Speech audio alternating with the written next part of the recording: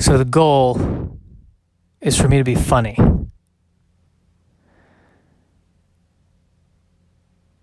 And what I'm going to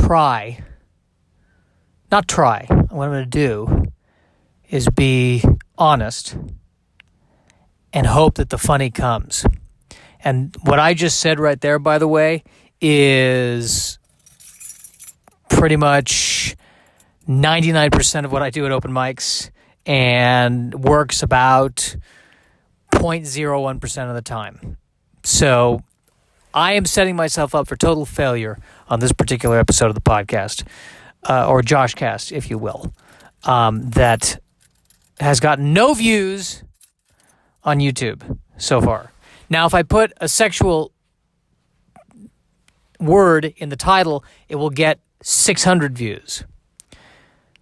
Half from the United States and the other half from India. So I guess that tells you which two countries are really hungry at this point.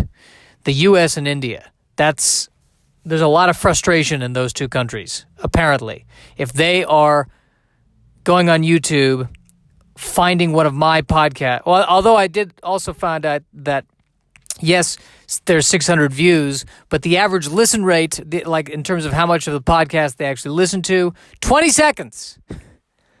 So they see the name of the podcast, they listen to it for about 20 seconds, and then they go, this is not what I was looking for, and off they go. So I'm not going to put sexual words in the title of my podcast, because that is false advertising. And I want my podcast to have integrity. I want it to stand up and mean something. Not stand up and mean something. I'm rambling. I want it to stand on its own two legs. So yes, we may have no views, but I want to speak the truth. And if I speak the truth and just put it out there, it will continue to have no views and I will die unknown. I'm glad we covered this. It's in Los Angeles.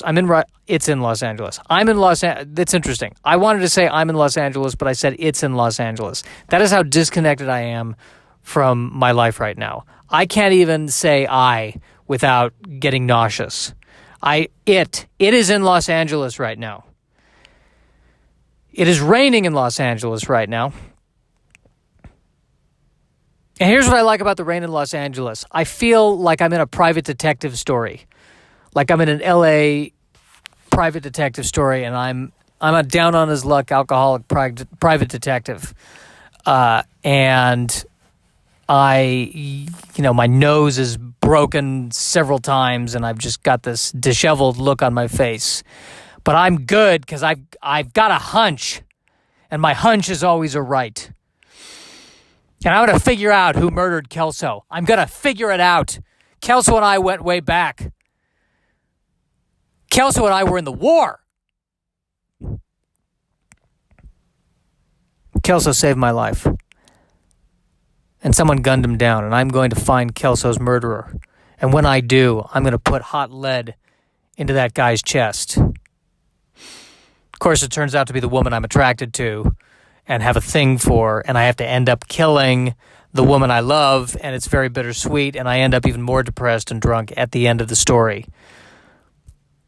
Until the next story, when I meet another femme fatale, but this time she gets killed by the bad guy, and it's just onward and onward until I die alone and am buried next to a comedian with a podcast that got 0 views on YouTube. That's the trajectory. I am really nauseous, so naturally I'm worried that I have cancer. That's where I go. And it's stupid for me to even say that because there are people who are really suffering in the world. And but then again, I've been told, listen, Josh, just, I shouldn't downplay my own suffering. I shouldn't just dismiss it because it's not important. And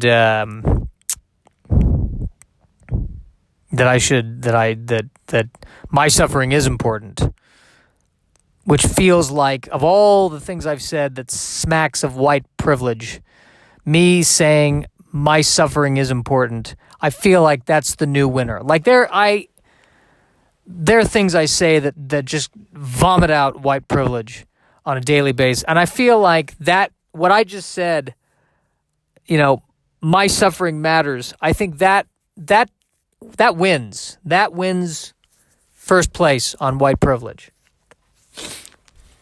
The irony is I hate it when people call me out on it. I mean, and by call me out on it, people, like I've been told, well, Josh, at least you have your health. I hate that phrase so much. At least at least you have your health. God, it makes me in that moment not want to be healthy so I can say, well, you know what? I have hot lead lodged in my face right now because I was shot by a drunk private detective who thought he had a hunch. Did you see that callback? Did you see that? You didn't see anything. It's a podcast. If you're seeing things from this podcast, you have taken a drug that is quite powerful, perhaps too powerful. Can't believe I'm doing this. Because I swore to myself when I would do this podcast that I would write everything down. I would script it. I would script it properly and then give you perfect jokes. And I'm not doing that. And I feel I owe whoever is listening to this an apology. Why should I apologize? 0 people are listening to this. Then again, when I look at my stats on Libsyn, supposedly there are people listening to it. A few people, like 5 people in America and 1 person in England. And I don't know if that's even real. And if there is a person in England listening to this, I envy your tea. I really do. I remember when I visited London, the tea was so much better in England. Even the cheap tea was better. And I know I've mentioned this in other podcasts, but since nobody is listening, I can repeat myself.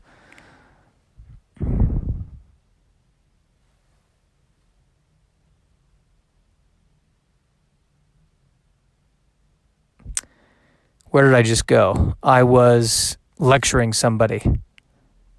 I can't say who.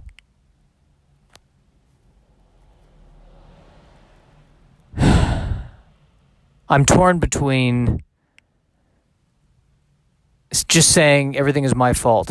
Sometimes it just feels easier to say that. Everything is my fault.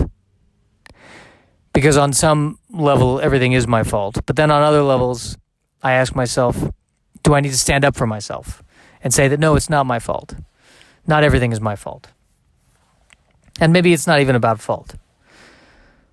I'm not sure what it's about.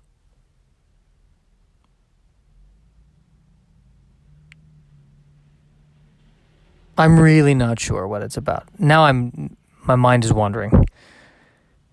I need to be here on the moment and focus on the moment. And what I notice in the moment is that there's a lot of Hondas that I'm looking at right now, and it's beautiful. I've always been a huge Honda fan. I want to make the hero car in a movie a 1990 Honda. I really do. If I can have the power to make the hero car in a movie a 1990 Honda, man, that would be great. That'd be great if that could be Batman's car. It should be Batman's car. If Batman had a Honda, now that's what I call being stealthy. That is stealth. If Batman's driving a Honda, no one will find him. He will be in a sea of Hondas. Instead of driving the one car that looks like the car that he drives. How is that stealthy? I'm pretty sure I've talked about that before on other podcasts. But again, 0 people are listening to this.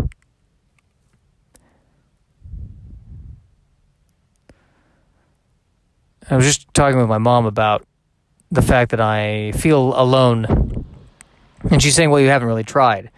And my response to that is, I feel like it's a combination of things. Have I tried? No. But it does seem like there are people I have talked to who, without even... They try and they try and they try and they try and nothing happens. And then one day, without even trying, they fall into a relationship. And my question is, if I'm going to fall into the relationship or not fall into the relationship, and the trying and the trying and the trying doesn't work, why not simply remove the trying and the trying and the trying and either fall into the relationship or not? But perhaps the response to that is, well, because they were trying and trying and trying, they were putting that energy out into the universe, so that eventually, When they fell into it, it was actually the culmination or the result of all the trying and the trying and the trying. And then what I say to that is, can you prove it? Let's see the math on that. And they go, no, I can't. And I'm still nauseous and depressed. And how do I end this? How do I end this podcast? How do I end this? If you're listening to this and you're approaching the end, how can I send you off into the world after listening to this podcast? What can I say to you to get you jazzed about the world? What can I say? You know what? This is what I can say. Whoever you are, if you're listening to this podcast, I want you to do me a favor. I want you to wear comfortable pants. If you're in a situation where you're wearing pants and they are not comfortable, ask yourself, what would I lose if I wore comfortable pants? What would I really lose? Would I lose a friendship? Is it a friendship worth losing? I challenge you. I beg of you, for the sake of loving yourself, to make wearing comfortable pants, just for the next 2 weeks, more important than being the best dressed, best man at the guy's wedding. That's all I ask.